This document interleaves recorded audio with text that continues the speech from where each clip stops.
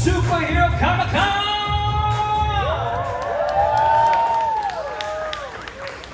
All right, I'll give you that one.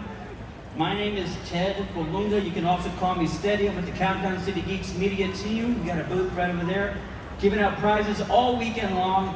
And right now, I got a guest you might have heard of. He is mostly known for being one of the heroes of the Arrowverse. He was a right-hand man of one Oliver Queen, and he's here with us today. You know him as John Diggle. Make some noise for David Ramsey!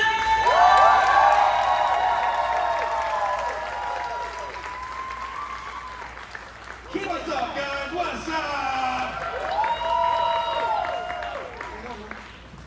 How you feeling? I am wonderful. Oh, Stephen. Has there been a Stephen Amell sighting? Has anyone seen him? You guys should do you guys should come up with a system, right? If one of y'all cancels an event that y'all are both gonna be at, you gotta like buy the next guy dinner or something. That's a good idea. Right? Yeah, he'll be buying me a lot of dinners, bro. It's good for you, it's not good for I heard him. he left like a Facebook message for the fans, which was nice. He was very Classy remorseful. guy. Classy guy. Super classy guy. Your best friend, fair to say? Oh yeah. No, Stephen's great. This arcade stuff, this is great. I've never been to this con, so Have you seen the arcades? I've not. This is really nice. Alright, when we're done, we're gonna go to the arcade area. There's like 1,000 of them. Fantastic. We are so happy here, right guys? Guys, thanks for having me. I've been to San Ann a few times. First time with the con. On average, 3.8 pounds I gain every time I come in. We're sorry. No, we're not. No, you're not. That's what happens to me when I go to New Orleans. Yeah, well, San Ann. In New Orleans too, yeah. Yeah. But I eat, man. I eat here. I eat. Yeah. Portions are like, You got bro. to. All right, listen. We love hearing. Where do you go? Oh, where do I go? It's been the hotel. No. It's been the hotel. Is there a place? You got a place for me? Everywhere. Listen, watch. Where my Santonians at? What's your favorite places to eat? Say it again? Paloma Blanca? Tell me the name again. Paloma Can Blanca? you write it down for me? I will write a bunch down. Paloma Blanca? Rosario's? What? Rosado? Rosario? What do they have? What do they? Iguanas? There you go. Rosario's is world famous fish tacos. Oh, I love the fish tacos, bro. Yes, sir. I'm on the fish taco game. Yeah, okay, we can talk about this all day. Let's get to some Arrow Let's stuff. talk about eating. No, let's talk about eating. Yeah, Yes, you Arrow talk stuff. about Arrow all the Yeah. time. You want to talk about some food stuff. That's Listen, I'm super stoked you're here. I've talked to about half your castmates before, and so I'm always excited to talk to you guys. is there anybody? Katie Lotz. Is she? Katie's out here. She's here. Me, her. Brandon's out here. Brandon, yeah, right. Brandon Robbins here. Yeah, you guys Love have Arrow Brandon. folks here. Brandon's great. Isn't he the best? Just, something. It's just, whatever you want to say about Superman Returns. That airplane scene. Oh my god. I will sometimes just go to YouTube just to peep that scene because I think it's one of the best Superman flexes ever. Absolutely. Right? And let's talk about. I'm gonna talk about. I'm a comic book nerd, so you can ask me anything about comic books. Well, I'm gonna keep it going on your. I'm gonna follow. I'll piggyback on you. Okay. Yeah. Well, just because you guys, it shouldn't pass us that you guys accomplished so much. Not just Arrow, 170 episodes. Am I right? That's great. But all the feats, all the achievements, the challenges, the crossovers. Y'all brought Brandon back. Y'all gave him a suit back again. We got to see Brandon flex in that suit one more time. And I'm always gonna be grateful for seeing that again. Thanks a lot, man. I mean, that was really great. It was behind you. That the whole thing was his brainchild. It was funny too because that role, I was on another show. It was back in 2012, 2010, 11, 12, and called Blue Bloods, right? And You got Blue Buff fans? got a Blue Bloods fan. And I got a call from Greg. My agent got a call from Greg. And he and his father watched Blue Bloods every Friday night. And I met Greg, and he was like, there's this role, John Diggle, he's a U.S. serviceman, and he doesn't have much to do with the pilot, but he becomes Green Arrow's guy. And I was a comic book fan, and it was like, Green Arrow? At least he doesn't talk to fish. But you gotta remember, like, first of all, Green Arrow lived in the shadow of Tom Wellington, so it lived in the shadow of Smallville, right? Right, you're right. And he wasn't Batman, Superman. It was like a No. in your brains in 2012, Green Arrow was a subpar B character. Just in terms of like, I got you. and he's fighting crime with bows and arrows. So it wasn't a great pitch, but I'm like, yeah, whatever. And here you go. Here you go. 12 years later. 12 years, 170 episodes. Yeah. Comic books. You're in comic books now. Yeah. Thanks to you guys. Honestly, that was the fans. Like, the fans really identified with John Diggle, and so much that DC listened and put me in the lore. Absolutely. I was going to ask you, I lost the train of thought when I brought up comic books. Yeah. How did you first get into acting? Was it something you saw? Was it a person specifically? Like, what sent you on that trajectory of getting into entertainment? Yeah, I wanted to play football. You're probably really good at it. Yeah, I really love football. I wanted to play basketball. I didn't have the coordination to play basketball, but I love to hit people, and so I played football. And then I saw my father's a layman preacher. And my brother did a church play, and my brother is 6'7", hates basketball.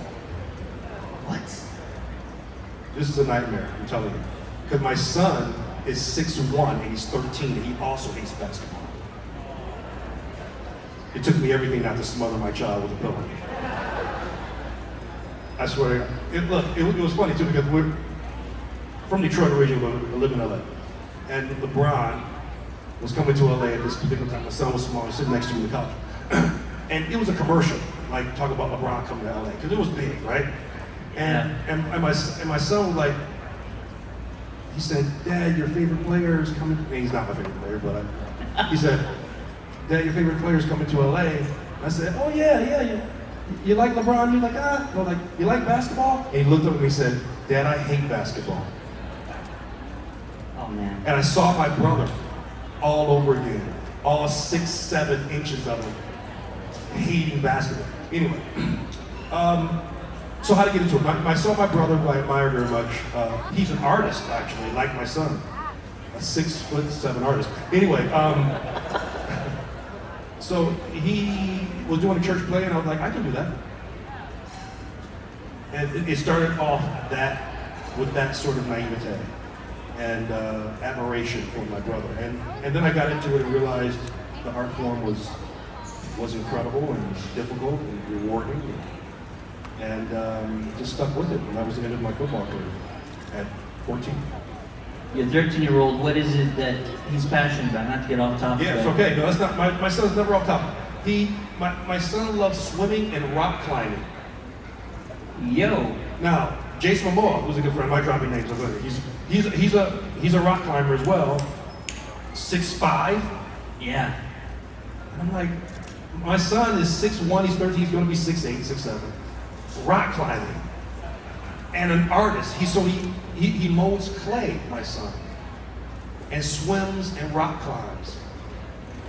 And I'm like, son, this isn't a scholarship.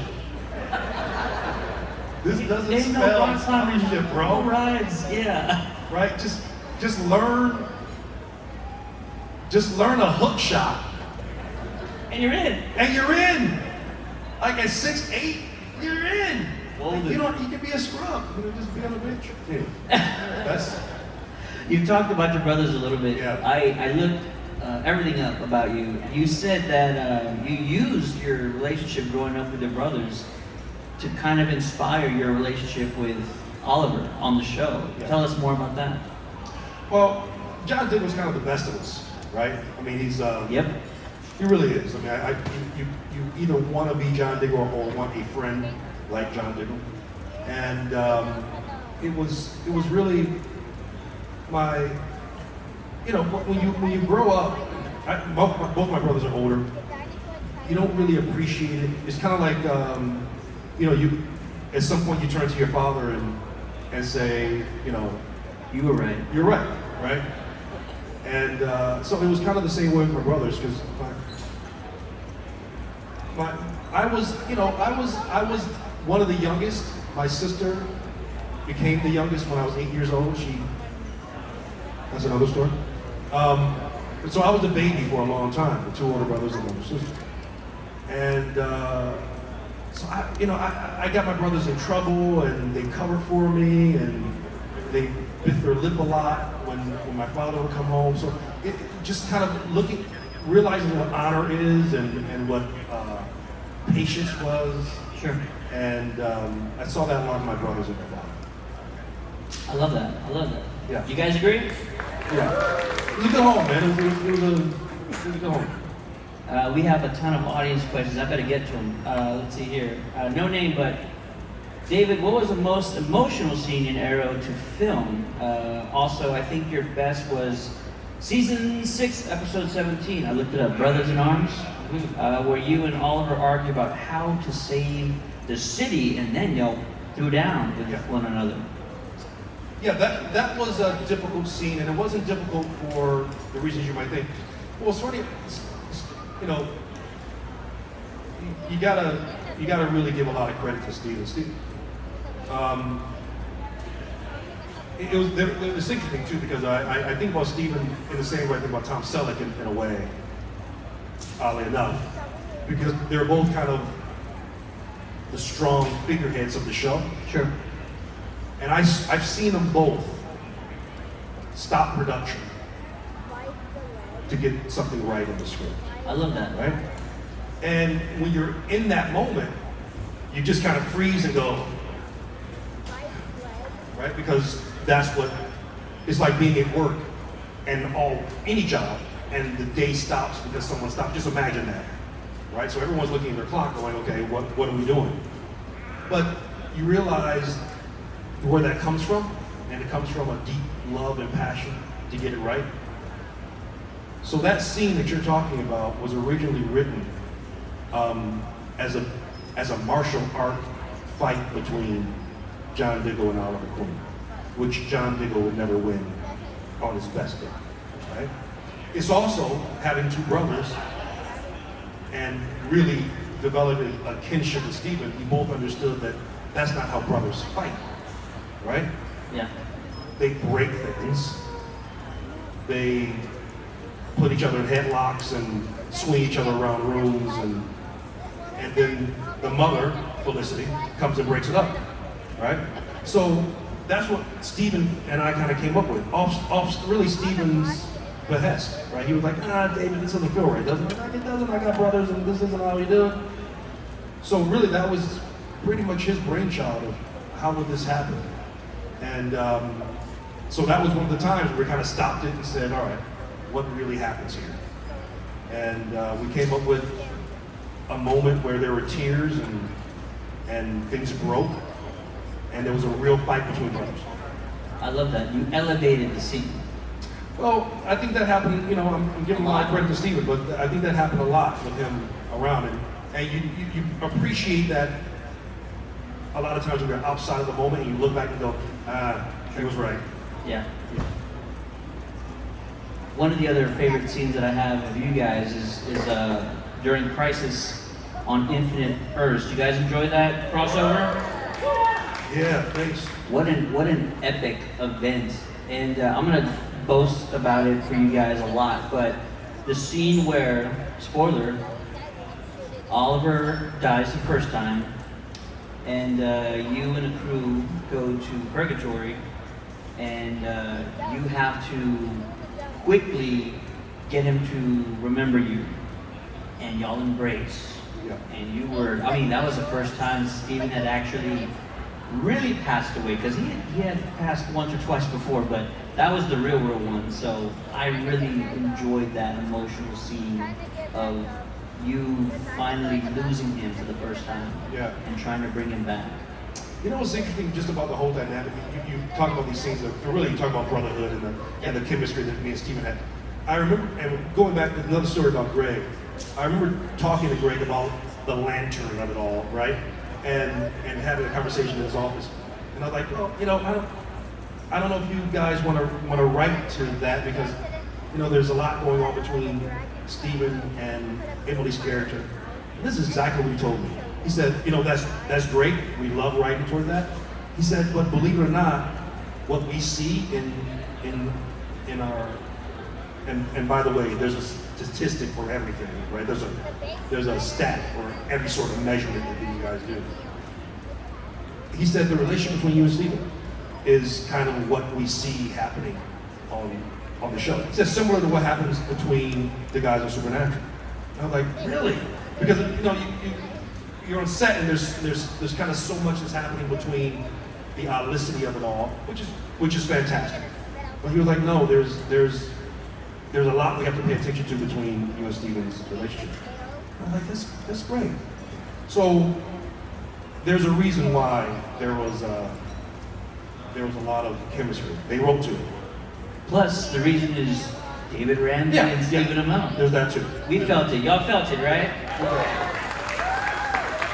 Madison Lopez wants to know if you could switch roles with any of the Arrow cast members, who would it be and why? She says, thank you. That's a great question. It would be Manu Bennett, though Manu! Yeah, it would be. Deathstroke, first of all, I think season 2 was our best season. And probably... Was Matt Nable in that one too, season 2? He may have been. Prometheus was good too. Okay. Yeah, he was a great villain. But the Deathstroke stuff, oof. That was amazing. It was really, really good. I couldn't do it better than Manu, but I would try. Manu Bennett would probably be the character I would like. I'm gonna go back to Crisis for a little bit. Yeah. If you had told me one day that there would be a 5-part crossover series that involved the destruction of the multiverse and canonized multiple DC Comics movies and TV shows, I would have said, not a shot. That is like an insurmountable feat. Nobody would be able to pull it off, but y'all did. Y'all did that. It canonized all of DC. You had references to Batman '89. The Birds of Prey girls were in there. I mean, it was Look at you fantastic. doing your homework. We watch that constantly. That is such an epic thing. We should never forget about it. But what are your fondest memories of like being a part of that entire event? Again, it all becomes different in retrospect, right? Because when you're doing it, you're like, oh, all those things you mentioned are the things you're trying to accomplish. When you're reading that script, it's like, really? Oh wow, really? Really? You're doing that too? And you go, oh wow! But then you also go, can you do it? Can you do it on the budget? Can you make it, I mean, we can act it, but can you make it hot and good and real? And so, and also it's the schedules. Just trying to get Melissa there. And Grant, Katie, Stephen, and everyone together. It was, and then later on, with the later crossover, it was with Cress and Black Lightning and other folks. So it was a big endeavor. Okay, but in retrospect, I think we did it probably better than any other DC franchise. Oh, of course. I think they agree. Yeah, I mean, I know this is being recorded, so it's like, but here, we agree with you. But here's the thing, we did, but I really want to see it done well in the big extended universe. You know what I mean? Like I'm a fan of the genre. Yeah. So anytime there's good comic book stories told, it's good for all comic book stories told, right? Whether it's Marvel, DC, or anyone else, right? If it's good for everybody. Y'all agree? Right? So I want to see good stories told. So I think, you know, I mean, look, I think we're still trying to get Flashpoint right. Right? I mean, I want to see that. I want to see that live action, the Flashpoint, that moved me the same way. Granted. Or the animated one. I mean, remember the Flashpoint animated one, and we were just like, yeah. Remember that? I loved it. And it was just, you know. So anytime good stories are told, it doesn't matter who it comes from. Burt Ward was also on that show. You Yeah. brought Burt back. We did. We brought a lot of people back. OG. That's Mark Whitmore. He was an architect of a lot of that, of just kind of digging in the vault.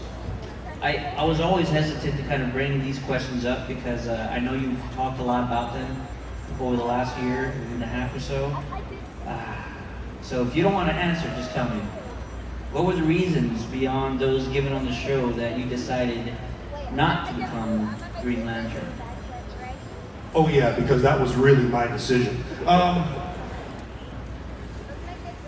Green Lantern. I'm just gonna say, I'm not even lying. When you found that box and you opened it and your face is all aglow with that green hue, my son's sitting over there and he'll tell you, I think I screamed. I was like, what? It was one of the best moments ever of part of any Arrowverse show. And I just thought, wow, they really went for it. They took a shot that is bold, that is massive, and we slowly were getting kind of teased after that. A little bit here, a little bit there, and we really wanted it. I know you were disappointed that it kind of never came to fruition, but I think I speak for all of us when we say we all really, really wanted it to happen. Yeah, did you guys want that to happen? A little louder for everyone in the back of the room. Yeah? Yeah. You would have murdered. Man, I would have rocked that. Lantern. I would have. Oh my God. Well, we only teased it for 6 seasons. There was every intention. There was every intention. But obviously there were things that happened and took place, but I would have loved to have dug into the John Diggle Stewart of it all, guardian of Sector, you know what. I mean, look, we had, there were some plans, there were some real plans, but it was close. Look, Birds of Prey was a spinoff, The Lantern was a spinoff, there were some things that were going to happen. I know that Lantern is still happening with Mr. Gunn. Right. And I'm really, really excited for that. So if James calls you and says, Dave, we got a spot for you. Are you jumping on? I'm going to go ahead and say yes. You heard it here first. Yeah. No. Give David the ring. I would love to do. My sense is that they're going to do whatever they're going to do. But, yeah, man, what a, and by the way, everyone wants that character. Yeah. Everyone wants Jon Stewart. And Hal Jordan, right? So it's just two of the most iconic characters. And I think, don't quote me, but the idea of how to execute this on television has gone through the gambit. Sure. And I think now, within that universe, it's both Hal and John now that they're going to focus on. I think before it was just John, and before it became not either one of them, and I think now it's both of them. So I can't wait. James Gunn, give him a call. Yeah. We're gonna wrap up in a few minutes here, but I need to ask you a few things. Legend of the White Dragon. Anybody know what I'm talking about? Yes, Legend of the White Dragon. The great, he knows. Late Jason David. Jason, JDF, yeah. He's one of the best people on the planet. I was lucky enough to talk to him about Legend of the White Dragon back in 2020. We finally have an official release. It's coming out later. What can you tell us about the film, and more importantly, what was it like to work with the legendary JDF? I met Jason at a con in 2014. type of guy Jason was. I've never seen him, well, I've seen him, but I've never met him. And he came right up to me and said, "Martial artist?" And I said, "Yeah." And we started talking about some of the folks we knew together as martial artists. And that conversation turned into what it was like to try to find your identity in an iconic character.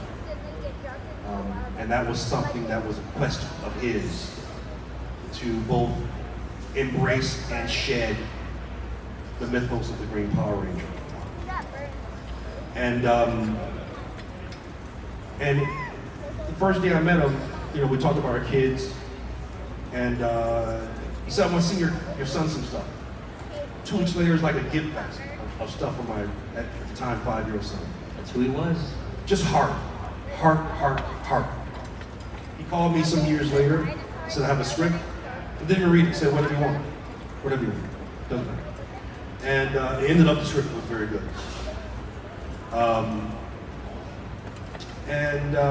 We started shooting, and it was a lot of fun. Weren't quite done before we got the news. And last year, we did some reshoots, and we did some more as early as 2 months ago. This is June now. We did March, April. We did some more reshoots. So what can I tell you about it? Without spoiling anything. Yeah, Of course. I can tell you that Jason shines in it a lot. His spirit is all over it. It's his film. It's we lost a light, but there's light and goodness and peace and love all over that film because it's his. Love that, right, guys? Yeah. You're gonna enjoy it. You're gonna enjoy it. It's a lot of fun. It's a lot of fun. Yep. He was one of the best. He was. I did an interview with him, and like you said, kind of goes out of his way. He ended up giving me a voicemail later that evening. He gave me a voicemail, and he just said, really enjoyed it, loved it, it was great talking to you. He wanted a copy of the video, and I still have that call saved to this day just because, like, I don't know. It's interesting too because you hear that about people that pass away, and it's like, well, what are you going to say? And, of course, you're going to say good things, and he did this, he did that. It's weird. It's not hyperbole. Like Jason was one of these guys. It's the truth that you would get a call and just like, "Hey man, just thinking about you, just praying for you and your family." I'm just out of the blue. Like that was really truly him. So yeah, there was a lot of light around him. A lot of light. Felt like he had a way of making you feel like, this is just for me personally, making you feel like he knew you all your life. Yeah, for sure. Like he was a friend. I'm gonna do a speed round with you. You go Sure. with the speed round? Let's go. All right. If you were to text Stephen and Emily right now to call you, who's calling you first? Ooh. I mean, you gotta say Stephen, right? Stephen. Who's the most likely to laugh during a dramatic scene? Stephen. Over or under, Stephen can do 100 push-ups without stopping. Could he, you're asking? Would he do more or less than Oh, 100? Stephen? Yeah. Now? Well, he'll do over. I mean, I gotta stay up my boy. He'll do over. Over, all right. Who's the hardest person to make laugh from the cast? Katie Cassidy. Ooh, really? Yeah, she was tough, man. She was, I mean, we did everything to crack her. No. Now, me and Stephen, every take you saw that was good for me and Stephen, that was probably the only one. Because we would just crack up, like, constantly, man. We were always. Let me tell you a story about how I got Stephen? Always? All right, here it goes. You ready? Any kids on here? No kids. All right, is it okay? You okay, Dad? All right, here it goes, all right? Now, up until this time, I've done Dexter and Blue Bloods and some other stuff, I love Dexter. Stephen was like, okay, he's a dramatic actor, so, up until this moment, we didn't really have like, ha moments, right? It was like, how you doing? Nice to meet you. Welcome to the show. You ready? Let's get this, let's get on. So, you can actually go back to this episode, you will see it. And some of these folks, they may know this story.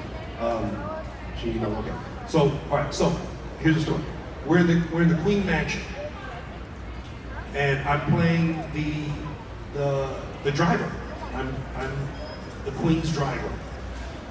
So, in the scene, everyone's at the round table. Malcolm Merlin's there, and Arrow's there, or Oliver Queen, and Moira, his mother's there, and Thea's there.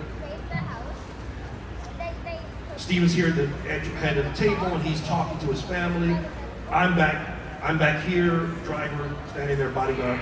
Anyway, so everyone's talking, and in the scene, I come up to Stephen's ear and I say, Mr. Queen, it's time to go, right? Walk out the room, he's like, oh. So that's what happened on everybody's coverage, right? And me and Stephen get to go, and camera pointing that way, camera pointing that way. So now the camera turns around. It's on Stephen now, me and Stephen. So now it's here, and Stephen's talking to everyone, and then the scene goes, Mr. Queen is ready to go. Okay. So you don't quite hear what I'm saying, you just know that's what I'm saying, and because the camera has to come up here. So when the camera gets right here on Stephen, I say, Mr. Queen, I have the biggest balls you've ever seen before in your life. Stephen's face goes.